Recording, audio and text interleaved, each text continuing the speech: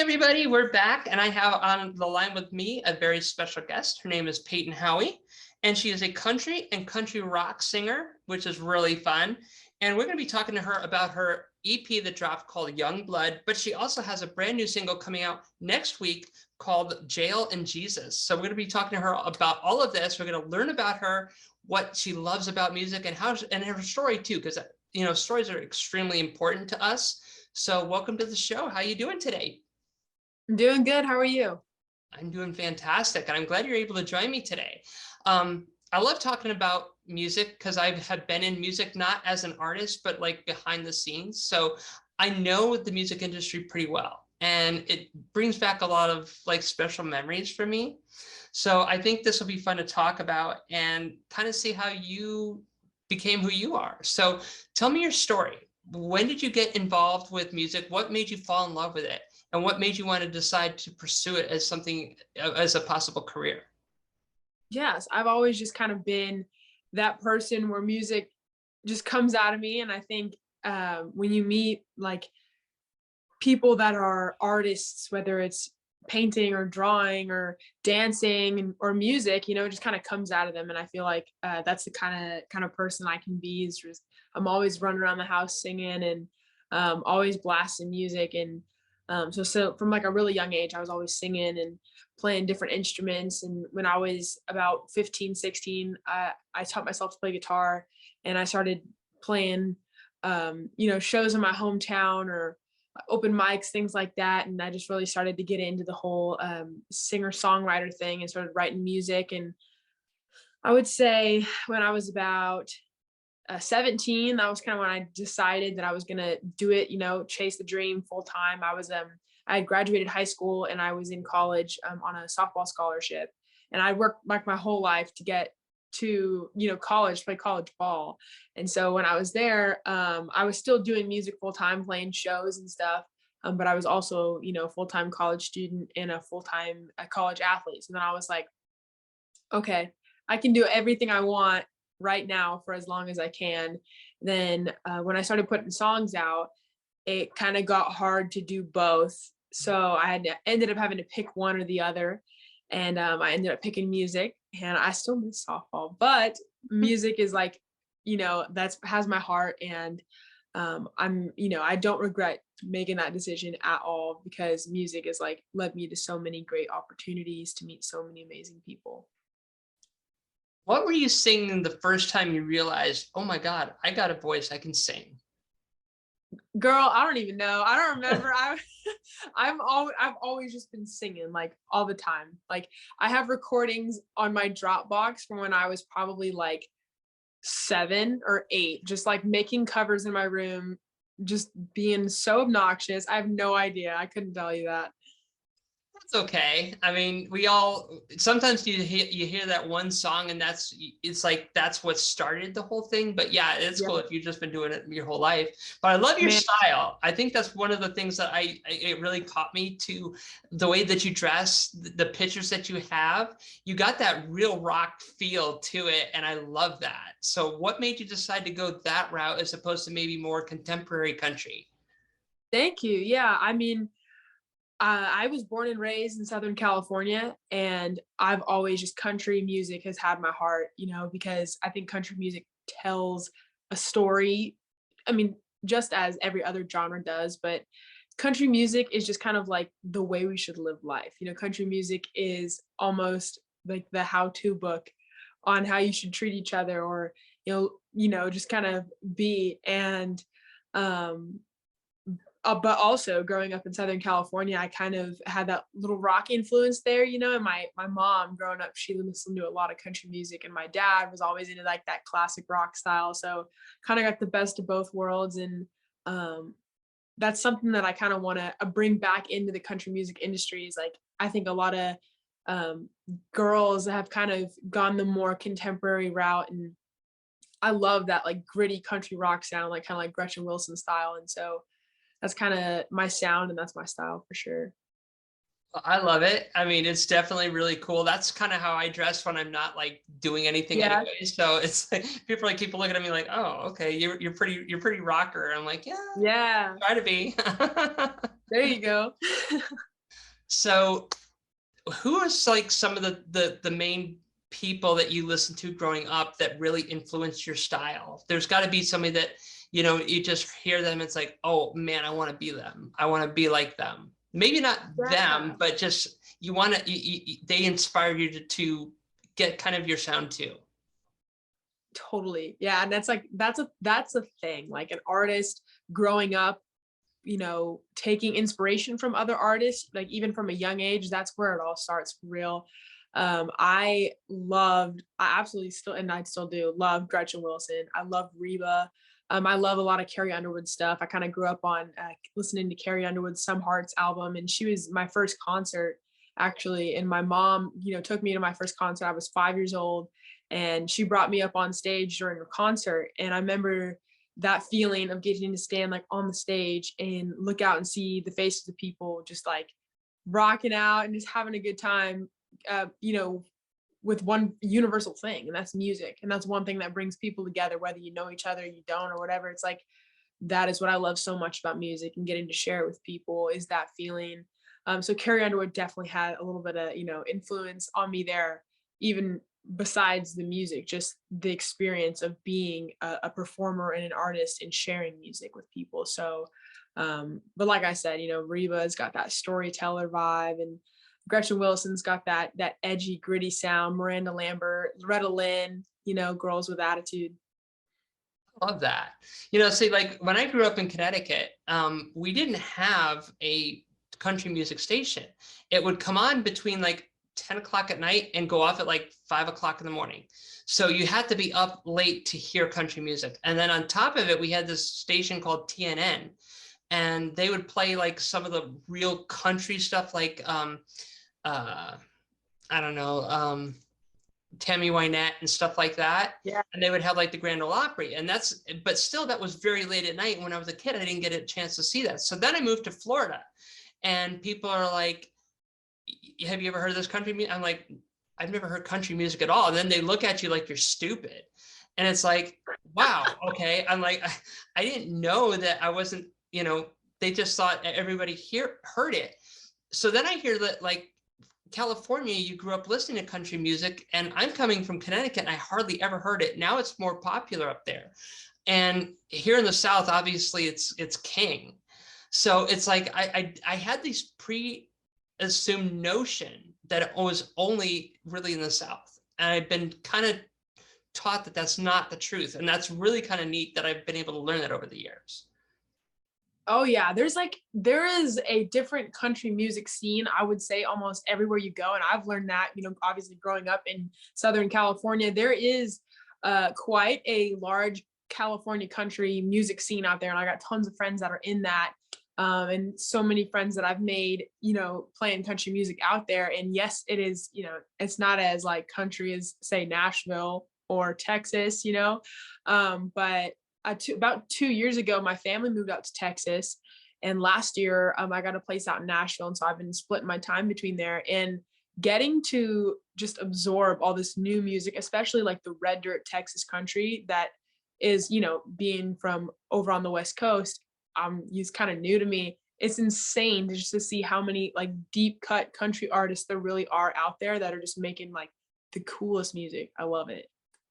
I do too. And I love that country has grown so much from like the Tammy Wynettes and the George Joneses and stuff like that, that, you know, people, they had a major impact on it. But to see how the younger generation is infusing different styles into it, it's unique and special. Oh yeah, I definitely think, and I mean, so many people are like, you know, don't let country music die, don't let country music die. And I don't think it is at all. Like the younger generation is really taking a hold of that like classic traditional country and just like bringing it back. And I love it. If country dies, the South over here is going to have another uprising. So I don't think that's ever going to happen. I will too.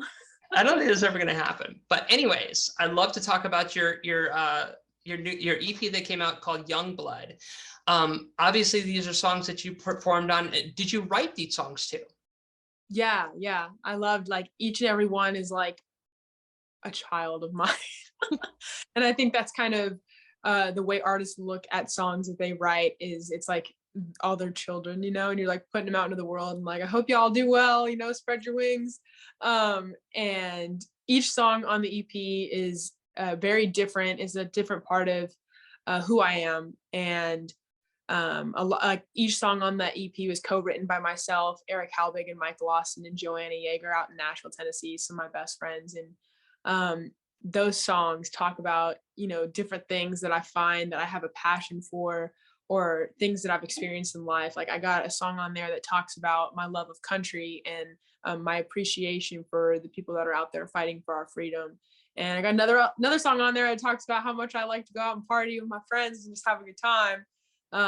And I got even another one on there that talks about my love for traditional country music. So it's kind of each song on that EP, it's 5 songs, is just a little bit of what I want to share with the world, and who I'm, striving to be as an artist.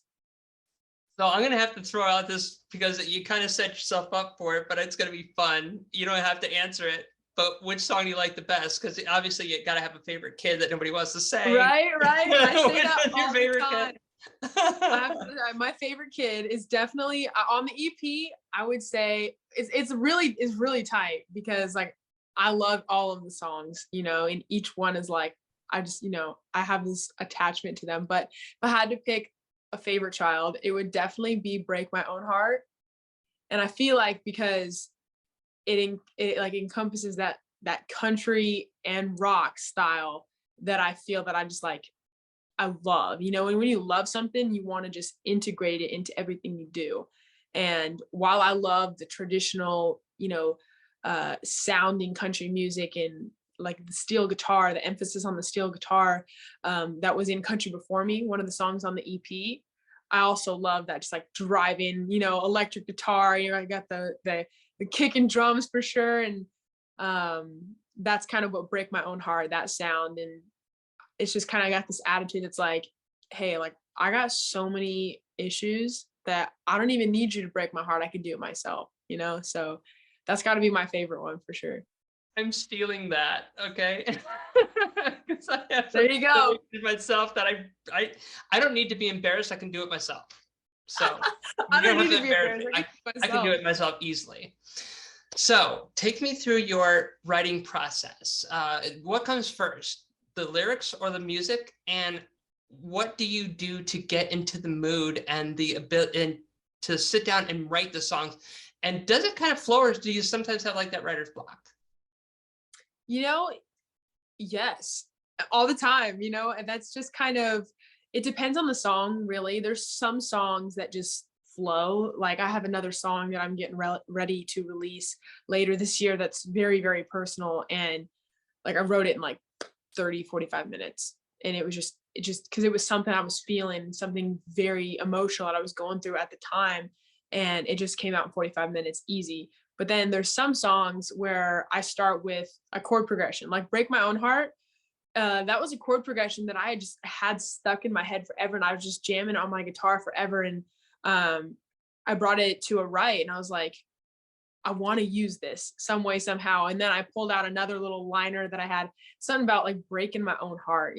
I'm tired of breaking my own heart. We kind of had this liner and put those two together. And that's how Break My Own Heart came to be. So I feel like it really depends on the mood, the goal. Like sometimes you go into a write and you have no idea, like you have no inspiration, nothing. You're just like, let's try and write a song. And someone else is like, I have this unfinished song, and you have the words that they need, or vice versa. I love that about co-writing. And even just writing on your own, sometimes you just are able to get things out and just put it on paper. Now on the EP, I try to ask this to everybody because it's interesting, the answers that I get. But like there was one song, I can't remember the name of the song, but the Beatles went in there on a Memorial Day. I think it was Memorial Day. They recorded it in one take and got the hell out. I mean, that's pretty simple. Probably the best case scenario that anybody could hope for. But sometimes it's harder, sometimes it's easier. So what was one of the easiest songs on the EP to record, and why? And what was the hardest one and why? That's a great question. I like that one. I would say probably one of the easiest songs to record for me was Country Before Me. And I think it's because I sing a lot of rowdy, upbeat music. You know, a lot of my songs are just like, you know, I'm a loud person. I can be a loud person sometimes. And so a lot of my music is loud, rowdy, and just kind of edgy. And Country Before Me is one of those songs on the EP where it's just like, you know, I'm taking a second to show my respect and pay homage to those that came before me and paved the way in the country music industry. And there's a part in the chorus, and it goes, guitars were still, and it kind of is a falsetto part that goes up and matches the steel guitar in the instrumentation. And so that was one of my softer songs, and I do enjoy singing softer music sometimes. And I was really excited to showcase that and my love for just traditional sounding music on that song in particular. And I think I don't even, honestly, I couldn't even tell you how many takes it took. I think maybe we knocked that out in like 20-30 minutes. And I just I was really excited to get to do that. I've never had that kind of falsetto sound in the song before. And what was the hardest one? Hardest one? Who? I would say the hardest one to record was probably Run Boy Run.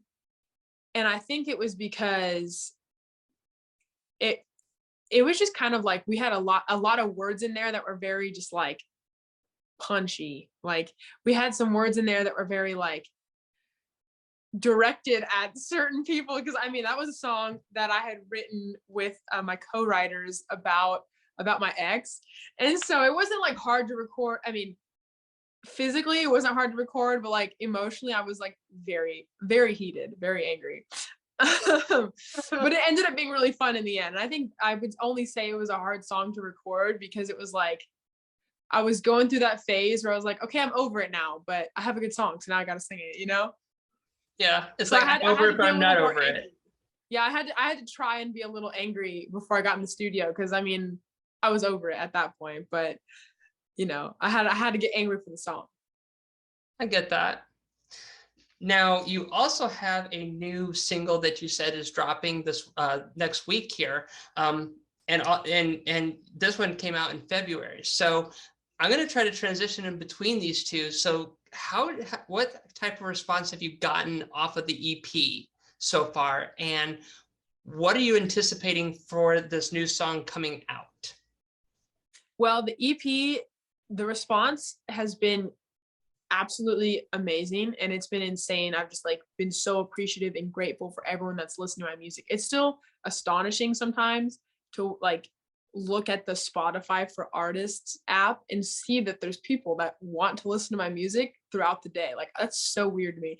I just find that so weird. Like what, you know, it's just weird to think that people actually choose to listen to your music. If you think about it, it's strange. But the EP actually today just surpassed 1 million streams, and it just like blows my mind. Like that's insane that people have listened to my song that many times, or not my song, but like my songs, that collection that many times, you know, like 1 million times. That's a lot. So I was like, wow, it was just astonishing. And I'm just grateful. Like that's the only word I could say to explain that feeling, is I'm just so grateful and thankful for those people that are out there listening and supporting me and my music.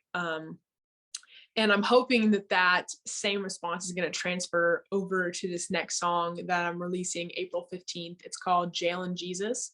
And it is one of the most personal songs I've ever written. And it was actually, fun fact, it was on the EP and we pulled it off because I just kind of wanted some time to get ready to release it. And I wanted to release it after processing it a little more. I wanted to release it as a single because it's just a very personal song, and there were a lot of emotions flying around the room during that write. And so it's going to be something a little bit different than I've put out before, and I'm really looking forward to seeing kind of what people think about it.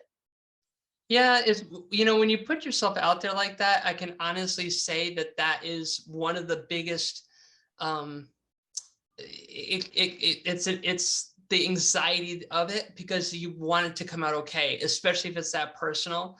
You want people to understand it, you want people to enjoy it. And so, yeah, I could see where that that attention's coming because you want to get it out there, but you want to make sure that it hits just right if it's that personal. Yeah. Oh, totally. Yeah. You want to make sure people understand um, where you're coming from when you're telling the story and when you're putting it out there that way. You want to make sure people understand that. And I literally have some of the coolest people in the world that listen to my music. They're just so awesome and supportive.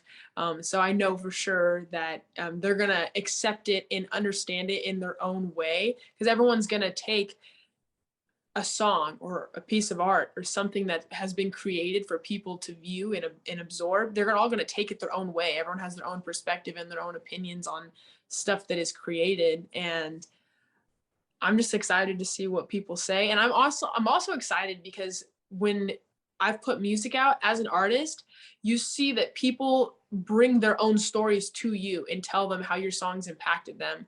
Especially like my song Freedom. It talks so much about like our veterans and our military and people that are out there fighting for our freedom. And I've had so many veterans and first responders too, you know, people that are out there serving our country come to me and be like, this song has touched me in this way, or, you know, like my father or my husband. And it's just like insane to like think that you can touch people in that way, you know. And I'm just like, I feel so lucky that I have the opportunity to do that. Yeah, you do. And that's a really cool platform to have. And I want to kind of leave a little bit of a juicy tidbit to tease everybody. We got to leave with a cliffhanger before we go into the last part of this interview. What's this about, but don't give away too much? Well, Jail and Jesus, like I said, is one of the most personal songs I've ever written. And I was reading a book. I was reading a book written by Greg Laurie, and he interviewed Johnny Cash. And in there, he said something along the lines of, he has lived his life from jail to Jesus. And being who I am as a person, I have I have a bit of a rebel streak. And so I've always kind of been like, well, you know, why am I like this? Why am I this way? And so that really struck a chord in me when I heard him say that. So thinking about that, I came to the conclusion that no matter how good a person is, no matter how good someone can be, we're all capable of doing things that are irreversible. And no matter how good a person is, everyone has to pay the price for the things they've done. I like that. So that's definitely how we're going to leave them with that. But before we go, how can people find you? How can people see your music, see any tours that you have coming up or anything else that might be interesting to them? Yeah, I have social media. I got all my social media, Payton Howie Music, Payton. I'm on Instagram, Facebook, Twitter, TikTok, all that good stuff. And then I have my website too, with merchandise and all my tour dates, paytonhowie.com. Well, thank you so much for coming on the show. I had a great time with you. I had a lot of fun, and I hope you did too. And I hope that people go check out your music.